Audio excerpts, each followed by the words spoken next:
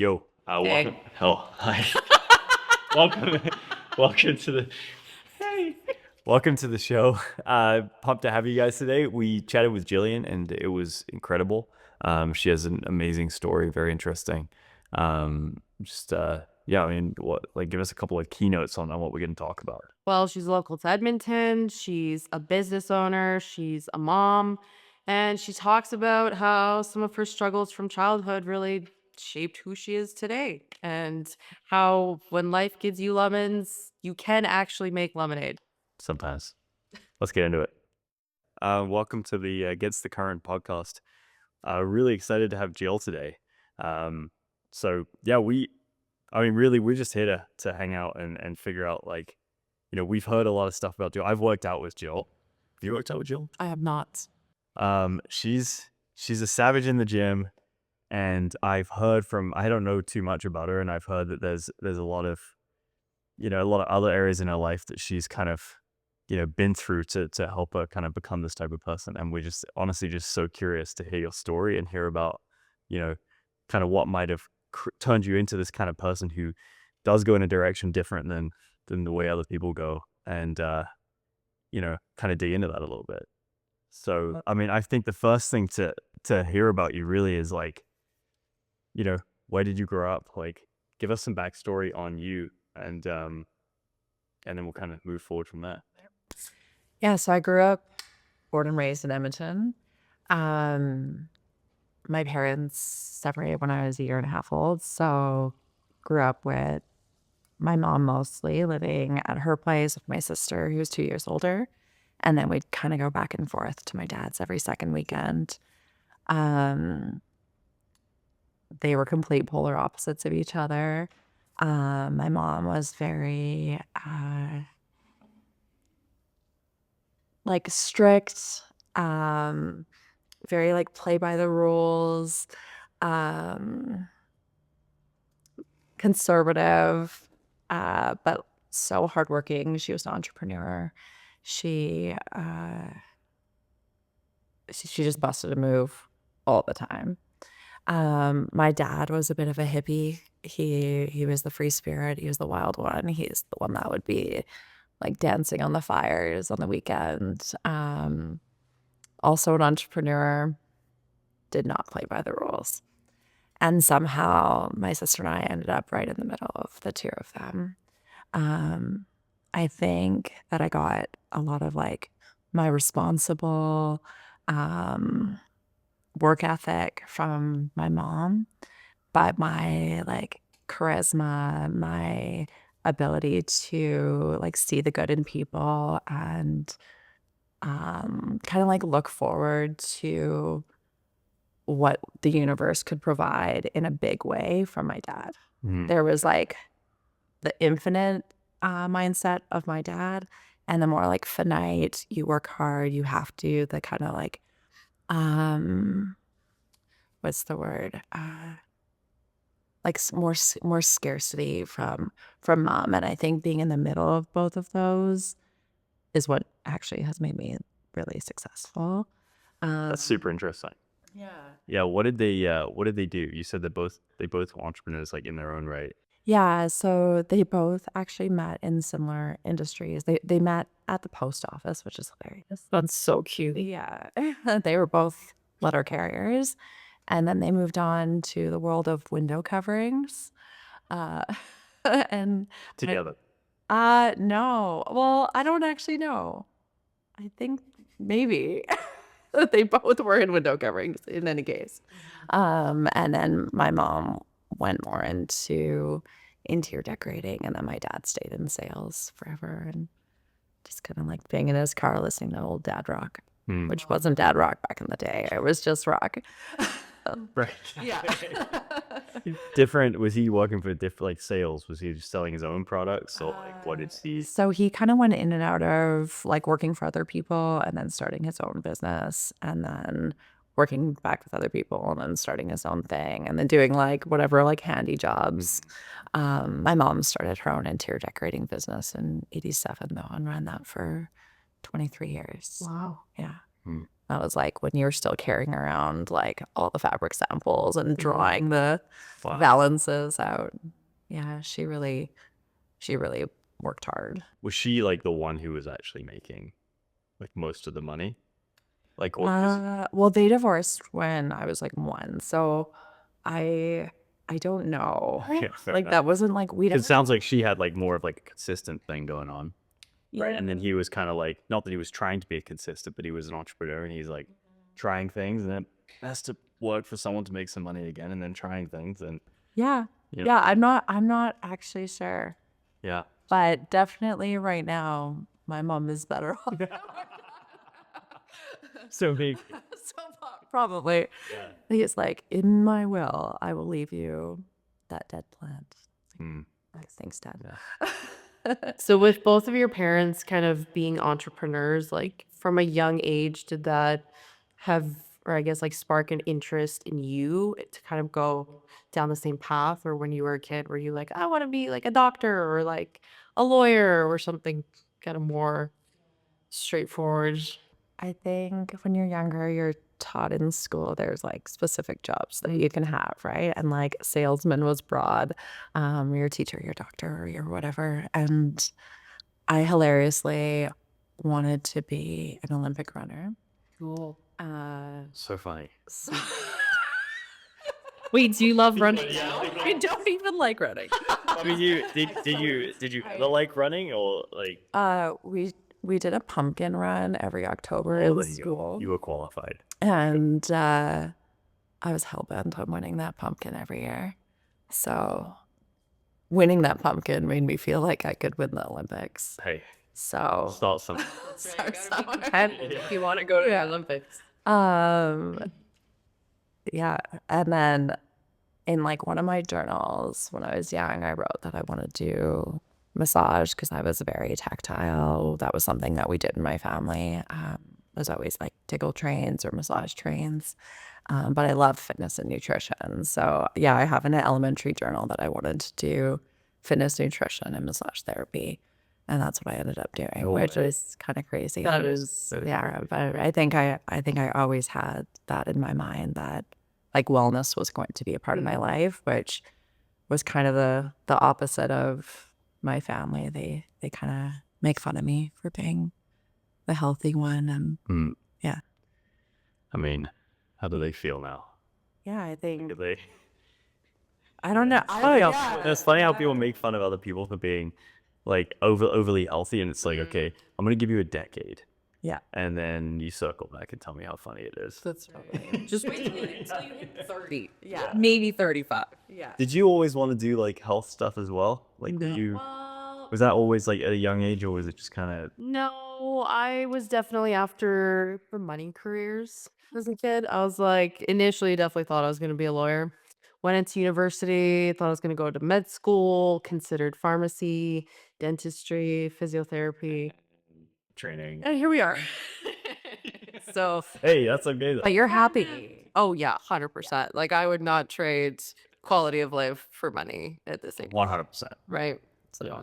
Yeah. So I want to hear more about these like this different kind of parenting styles from your parents, because I find that super interesting. So you got your mom, who's like more kind of like, hey, like she was an entrepreneur, but it was like kind of maybe a smaller focus. It was like she wasn't going to take over the world. It was just like, hey, I'm going to run this little company and kind of see where it goes. And then it was your dad that, by the sounds of things, was like, yo, we're gonna like divide and conquer. Like we're gonna make this thing. Like you made it. You Yeah. indicated that he was a visionary guy. I want to know kind of what that. Yeah, what that means. I wouldn't say that he was like necessarily a visionary, but he was more just like you just trust that everything will be okay. Gotcha. Yeah, Okay. he was more that. I'm definitely more like the visionary, but I think I got that mindset from my dad, trusting in the universe. It's like you say the things you want and they'll come to you.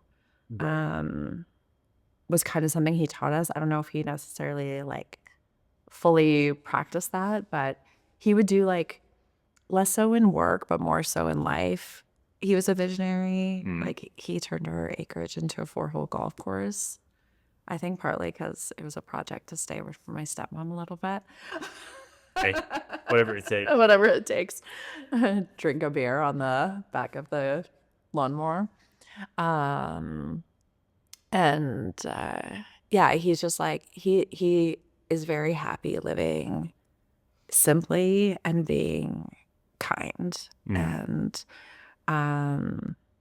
he just wants to do good for people. He's not like a I need to bust a move guy. He's like, I need to show up and be kind in this world, and I don't care what you make or who you are. I will hang with you. I will be there for you. Like, that's the kind of guy he is. Whereas I think my mom is actually the one that is like maybe more into the finer things, into Gotcha. like fine meals, all of those things. I think she was just like, I will work hard for everything that I have. And my dad is like, I'll work hard enough and Right. good will come. Yeah. Yeah. Yeah.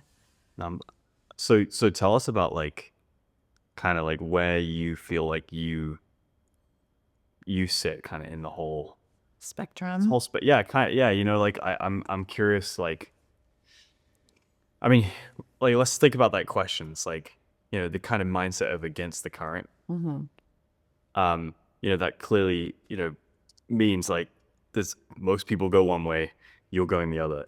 Would you say that is kind of how you found yourself? Like when you're around people, do you feel like for whatever reason you're kind of doing things just a little different, or you're pushing a little harder, or you're like whatever it is? And if so, like where do you think that kind of level of grind or level of, you know, ability to deal with the adversity that comes with that came from? So with my parents divorcing when I was young, there was like a lot of animosity between them. So I had my older sister, and then my dad remarried, and I had two older step siblings as well. And my stepmom. And within the families, within just like the dynamics of those combined families, there was a lot of trauma. And I think as siblings, we all fell on different sides of where we landed within that trauma. My oldest brother, he's my stepbrother, he was in and out of juvie. He ended up committing suicide like 11 years ago. My sister got into a lot of trouble growing up. There was some stuff with her. Lots of like issues between my stepmom and my mom and things that had happened.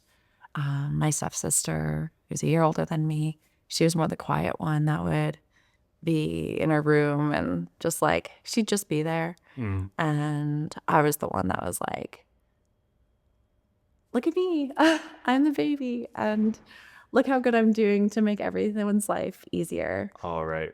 You kind of took it on yourself. Yeah, so like I would be there for my sister, I think especially.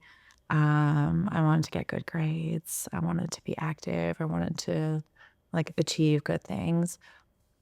Probably to like ease things. I played ball really young, and my dad was a part of that, so I really wanted to like do well in ball for him, to make him proud, to make him show up and coach me. So I think a lot of it stemmed from that, just like easing the pains.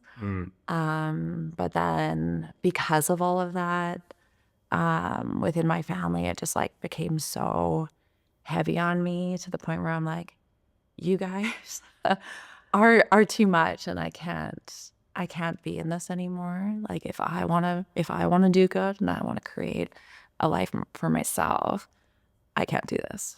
Right. So I moved out when I was 15. Oh, wow. And yeah, I just like worked. I paid rent to my friend's mom and lived in her basement for a little while. And then when I was 16, I got an apartment downtown. 17, an apartment on the West End. And then, yeah, I just like went to school, tried to graduate. I was missing a couple courses, and Then I got knocked up. There you go. Yeah, old as was what it that? is. I was 19. Okay. Well, I was 19 when I had her, so I just turned 19. And she's a gem. So So then all of a sudden you got a kid. then I'm like, hey, well, if I'm gonna do this, then I need to not be a trash bag. I need to step it up and be the best person I can possibly be for them, whoever that may be. And so I was like, hey, clean up your act, girl. Got a couple jobs, went back to school, brought her to school with me every day until I graduated, which is really cool. She's graduating this June. And I have a picture of her on my lap on grad day. And I'm like, Oh, I'm going to sit on her lap at her grad and get a picture. So, yeah, so basically, I owe my motivation for the most part to her and wanting to give her the life that I think that she deserved to have and to be a good role model for her and just to ensure that like we were always taken care of. Mm. That was like kind of my driving force. But I think I had a little bit of that innate like drive in me. I think maybe I was a little bit born with it. Maybe it was a product of Yeah, like it sounds like where possible. we had I'm that. not I trying don't to take that know. away from you. No, Like, I it's don't know. possible. Like I don't know. I mean, that's the question I have. You know, it's like, are people born with this? Yeah. This, kind of like ability to deal with this adversity and what have you. Like, but I think if you look at your life, it's like we got, that friction with your parents when you were younger, and you're like, you kind of intentionally positioned yourself to be like, noticed. And, like you worked really hard for that. Yeah. And then you left and it was refocused towards like, hey, I've left. I got to survive. Like I got to like kind of become a grown up really quickly. And so you were forced into like, you didn't, you kind of just had to make it happen. And then you had a kid and now you're focused on her and like how to, how to support her and all that. And it's like all these different stages of kind of internal like resilience were like getting built, but like focused in different areas. And like I don't know, I find that interesting. Like it's not like a one step thing. You know what I mean? It's like you had like multiple different areas that were like very different, but you kind of learned this resilience along the way. Yeah, I think I read once that like part of the like child adversity research with trauma says that if you have one positive role model in your life, the trajectory can completely change compared to those who don't. So would you say? And I think I always have had like a teacher, a coach, just people in my life, Stepped up. someone who like saw good in me that was encouraging when no one else was. Because I think that a lot of my teachers, a lot of people in my life were like, oh well, She's like what? Yeah, what's wrong? Like what's wrong with this girl? Because like she's smart, she's like athletic, she's all these things, but like man, is she depressed?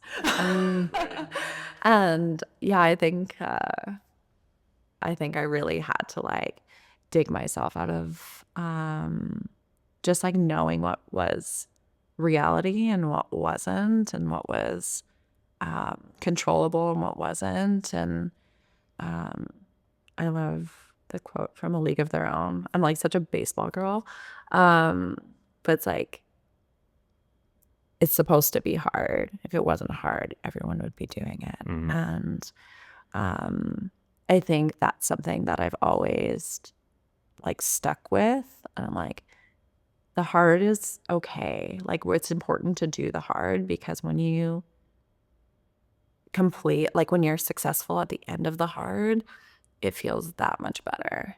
So it's like, I think I like purposely push myself into the hard just to like feel the reward of like completion. Like Mm. the goal is never not done. Like I always want to improve. I always want to like, I will take the hard over the complacent. So do you feel like you're able to kind of like look back on some of these adversities and almost like feel gratitude towards it? Like being forced to be independent at a young age or, raising a child super young when you're still kind of like a child? I mean, I think having the experiences that I had shaped me to make different decisions moving forward. Would have I preferred to have a little bit of an easier life? Absolutely. Mm-hmm. Yeah, absolutely. And it's funny because I look at my life and I'm like, I still had it pretty good. Like I still had a dad who wanted to take me to ball and played ball, and I still like had clothes and beautiful homes and all of these things. Just like I have all these things, and then, um, but there are like just like little pieces that you do have to work through to become better. And I think that everyone has pieces of those, and yeah, I wouldn't call it like gratitude, Mm-hmm. but because I'm not like a everything happens for a reason gal. I'm more of a things happen and you learn from it Mm. gal. Fair. Um, which I think is really important, is to just like shit can happen, you can feel it, and then you can learn from it and move on and next.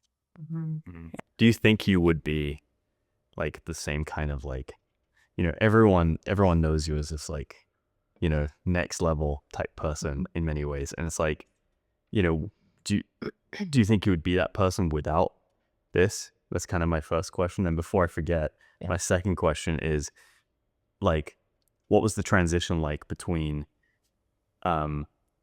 doing things because you kind of had to, and then doing things like as your kids kind of got older because you're like, you know, now I'm choosing to do hard things rather than like being forced to do hard things.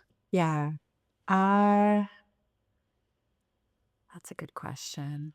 Okay, what was the first Let's question? stick with that one because Okay. I've forgotten the Yeah. one. Uh, First one was, do you think that you would still so be be this this kind of way. person without being in the forced environment? Yeah. I don't know. I think that's like it's too hard It's to impossible to answer. yeah, it's impossible to answer. I think, can you create a person who is hardworking, resilient, all these things when they've had like slightly more privilege than me? Of course. When they're slightly less privileged than me? Of course. I think there is like a drive, but I think that having to do hard things and getting through them reminds you can do hard things and get through. Totally. Each time you do it, you're Yeah. like, hey, like I got through it last time. Yeah. Now I can let you learn from that, right? It's a training Yeah. response. Yeah, because I think a lot of people quit too soon, like Yeah. when things do get hard. And I think the more you don't quit, the more you just like go through it, whether you're privileged or not, um, you learn that you can. Mm. So yeah, I don't know. I think definitely my the way I grew up, the way that I've done things, having Kaya at a young age, like all of those things have shaped who I am for sure. So would I be who I am without those? Absolutely not. Right. Yeah. And what was that transition like? So the transition, I think, um, yeah, it really happened, I would say, because like in my career, you have to really build a clientele up. So I started as a massage therapist. Now I own the wellness clinic, which is really nice. 'Cause I have all these amazing people surrounding me. But when I was just a practitioner on my own, contracting out, it's like you only make money if you're working, just like, I know a little bit about that. and personal trade. Like if you don't have a client, you're not making money. So there were times where it was like slim pickings and you're like, hey, can I pay my rent? And now that it's not like that, I think that happened actually when I transitioned my business to home when I was pregnant with my second daughter. Um, and I was booking like 6 months in advance, and I was like, well, shit, this is great. I don't have to worry about my finances for the first time in my life, which is amazing. But then I just kept doing more. And You got you know, it's like, addicted to that, like, yeah, it's like as soon as like things do become chill, I'm like, what's next? yeah, What's next? And I think it's like what you're saying with your cans. You're like, well, I hope that one day I'm content with these. And I'm like, you'll never want to be content. That they're wonderful, but don't stop growing. Like, don't stop yeah. changing and evolving. Um, Mm. so I won't. I'm. What do you think? Like, I'm curious about people that, and I genuinely don't think that like one person is better than the other in this scenario. Though, you know, there's certain people like you, and I would say like me, that we, you know, we have whatever it is. There's like this hunger to experience the struggle and experience the growth and push through it. Yeah. Right. And um, but then some people are just content being like, I'm, I'm gonna work, I'm gonna make okay money, and Yeah. I'm gonna go on vacation when I can go on vacation. And, Totally. it's not like they're unhappy. No. They're just like, this is totally like cool. Yeah. You know what I mean? Like, I They guess just don't see a point in like overextending themselves. right. I wonder what that difference is, and like Yeah. in your opinion, do you like what? I Do you have call an idea it about? I call it like the entrepreneur mindset versus like the employee mindset, right? Where it's like I think the entrepreneur mindset gets off on creation, on like pushing the boundaries. Um and it's funny because a lot of people say that's risky, but I actually think it's the least risky thing you can do because you can control how you do things. You can't control how your employer does things. Yeah. So I think there's that entrepreneur like risk taking, um, follow your own current mentality, or there's that employee mentality that's like, I just want to check in, check out, and I get off on my time outside of work. Mm. Potentially, or like my hobbies or whatever. And not that like employees can't be happy in their job, but like they're happy just like doing what they're handed, and then that's good enough. Yeah, but I Yeah. feel like those people are also like it just bleeds into every aspect of their life, right? Like they don't care about like, moving up the ladder at work or making more money. They don't care about hitting PRs in the gym. They don't care about developing new skills. They're just kind of I feel like you think these people are worse. I don't think they're worse. They're just I struggle not to feel that way as well. But like I genuinely like I don't think they're less valuable. But like yeah, we need everyone because that I- makes the world go around. That's right. I sometimes struggle with the idea of complacency. totally like it feels Because we don't understand it. it feels to people like us like like complacency. Yeah. But like I'm not sure it is. It's And comfort. it's Them, I think comfort, it's and it's totally they're just totally happy with that. Yeah. You know? Which what differentiates Why- which category you fall into. Right. I know, and that's the whole reason for this podcast is trying to understand, like talk to people like you and be like, hey, like you're clearly in the one camp. Right. Why the heck are you in this camp? Yeah. Right? Like do you like why are you not in the other camp? And for you, we don't know. It might be because your history Mm-hmm. and that just kind of pushed you into this camp. Or like now you experience it, and like maybe it's that these people haven't experienced the addiction that comes with pushing through really hard things and making it out the other end. Yeah. Not enough adversity. And maybe we're worse off because we have experienced that. You know, like mentally not all there. Right, like, it's like- Just not right. we could be so content. We could like just never like felt that like euphoria, You know what I think a lot of it is learned through is sport. And I think that's For sure. where we align as like we all here love fitness. So we'll see how that like trickles into further interviews that you do. But like I wonder if there's a little bit of athletic background to people because like that is one of the first times in our lives that we really can experience disappointment in losing a game. And there's so much value in I think losing a game and coming out of it being a good sport and being like, okay, well, we'll get next time. Like, what do I have to do to win next time? And it's interesting, like even talking to my youngest daughter, she's in gymnastics. She doesn't feel like she's as good as everyone else. And I'm like, okay, well, what do we got to do to get you up to that level? She's like, I don't know. I'm like, well, do you want me to talk to your coaches and we can see like what kind of skills you need and I can help you? And she's like, no. Well, what do you want to do? She's like, I just wanted to tell you that I feel that way. I was like, That's it. Kids are like, funny. okay.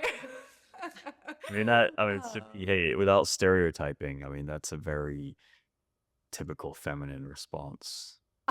You know, like to be like, hey, don't give me advice right now. Right. Let me just tell you my feelings. Right. You know Right. what I mean? Yeah. I think we all want to vent a little bit with Oh, for sure. someone For sure. Yeah, trying I to don't want fix you it. to, yeah, exactly. Yeah, but yeah, it's interesting. I think in sport we do learn like, okay, disappointment comes with um another opportunity Mhm. to win again or to try again. But if you're gonna try again, you gotta work for it. Or you don't, Or you and don't. you just become content being an employee and going on vacation. Right. I got two more. I got two Yeah. more questions I want to ask you before we wrap up here. So, one is going to be like, you know, what advice do you have to people that would like to be more in that kind of like against the current camp, Mhm. but they feel like they don't necessarily have the tools, or they just feel really kind of downcast right now. Yeah. And then the second one, which is kind of, you know, we'll go into first, is there like another layer to it to you?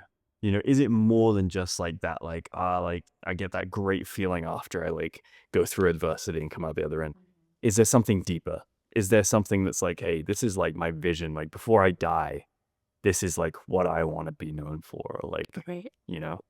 I think I think we all love hearing affirmations about our character, about what we accomplish, all of those things. And like maybe some people want that more than others. I think I am someone who, out of like all the love languages, um, an affirmation, Yeah. say that I'm doing a good job. Yeah. Thanks, Eddie. I think, yeah, I think when someone, yeah, like gives you a kudos or says you're doing a great job, it means a lot. Even if you're It joking. means a lot. Even though, yeah, even if you're talking total shit. So for you, continue on that thought then, as far as like the big picture thing. Yeah, so I think for me it stems from, if we want to go like therapy, what they would probably tell me is like that craving for approval, that like constant want to be enough or to be approved of or to be noticed. And um I think that's something for sure. Thanks for sharing that. Yeah, no, totally. I mean, Yeah. would you say that's enough to get you out of bed in the morning and like make you feel motivated? I don't think so, because there's always going to be people who will also try to tear you down and do the opposite of that. And I think sometimes when you do really good, there's even more people that want to tear you down. So I think unless there's like an intrinsic motivation there to be like, I know who I am, I know what I want, and I know what I'm capable of, then you're not getting up in the morning. Mm. Because like no one actually gives a shit if I have a Also six the- pack. Oh. Or like or I open the next big thing. They just, but it is nice to hear. You said, like, no one really cares what you want. And like, that's the thing that like, you know, kind of gets you up is like, you know what you want and you want to move towards that. I guess what I'm really trying to dig into here is like, what is that thing? Yeah. You know, outside of a feeling, and maybe it is, maybe it's purely driven, and there's nothing wrong with this necessarily, but like maybe you're purely driven by like that feeling of accomplishment, and that's what you want, right? Or maybe there is something else that's like, I want this, and it's a big thing, and it's a deeper thing. Yeah, um I think every time I want something, I shoot for it, I get it, and I'm like, okay, what else could I get? So I don't. It's like a collection thing. Yeah, so it's not. I really also love when people say no to me and then I prove them wrong. That's a really good driving There force. you go. But yeah, I think for me it's like you you decide you're gonna do something and maybe people say like, oh, you can't do that. Or and then you do, or something you wanted to do so bad that like no one believed someone could do, even though there's lots of people doing things like that, like starting their own BRiiNE or starting their own podcast or whatever. Like lots of people are doing it, but people seem to be scared when other people shoot for things outside of the norm. So every time you like check something off the list, you're proving to yourself like, no, I can do anything that I put my mind to. And I think that's addictive. Yeah. Kind of like you're limitless, Yeah. essentially. Yeah. Totally. So it's I like, feel that. yeah. So it's like I'll have these goals and I'll look back and I'm like, oh man, check, check, check, check, check. Yeah. And I'm like, I've done them. Okay, great. Right. Yeah. And each one you feel more confident Mhm. to take on the next one. Yeah, it's unlocking new levels. Yeah, yeah, exactly. On that point, I'd like to make it clear that I don't think you can beat 109 in the next high rocks in New York. So I better, just so you know, I better just so suck you know, I have no- 107. yeah, what was it 107? It was 109, but I'm gonna do Okay. that 107 just for that. Zero shots. Zero. Okay, so real quick, let's wrap up. So I want to hear if you could just have like one piece of advice for people that are just like they want to be more into that kind of camp, and they're just struggling. They're just like, you know what? Maybe I'll just be an employee. Like again, nothing wrong with being an employee. But this particular person doesn't want to be one anymore, right? Or maybe not even work related. Maybe they want to have 17 children. I don't know. Whatever the goal is, that's like against the norm. Yeah. Go into politics, right? And there's something holding them back. Like, what would you recommend? Like, help them, in that area somehow. I think you'll never regret trying. You'll always look back and regret not trying. So start, and it's okay to like 2 step forward, 1 step back it. It's okay to like 1 step forward, 3 step back it. Just keep moving forward, and also know that like you can change your mind. You can move in different directions. You learn so much just by starting. And that's all you have to do. Just start. And also, like, I think telling people your goals, as soon as you like voice what you want, I think that like whatever you believe in, the universe, God, anything, like I think that little invitations are planted in front of us to proceed forward, and you just got to recognize them. And I noticed that in every goal that I put out to the universe. Oh, here's an opportunity. It's like, yeah, then I meet someone. Yeah. Then yeah, it's like something else is like thrown in front of me that I can take or not. And sometimes you have a lot of things and you have to think about it, but it's like acknowledge the invitations to create the like vision that you want for your life, because they're there once you say what you want. Helps you like see the opportunities. Yeah. Yeah, like You've experienced that, I'm sure. Oh, for sure. Yeah. Yeah, 100%. Okay, where can people find you? If you want to reach out to you, like, hey, you know what? Why don't we get a massage and you can like tell me more? mentor. Totally. So I'm at Foxglove Wellness in Edmonton. We're a massage, physio, acupuncture clinic. What's your handle? Which handle? What's- Foxglove_wellness. Okay. Yeah. Cool. Yeah. Awesome. Well, thanks again for Thank you. being here. It's been a pleasure. Yeah, that was amazing chatting with you. Yeah, it was really fun. It's nice chatting up with you.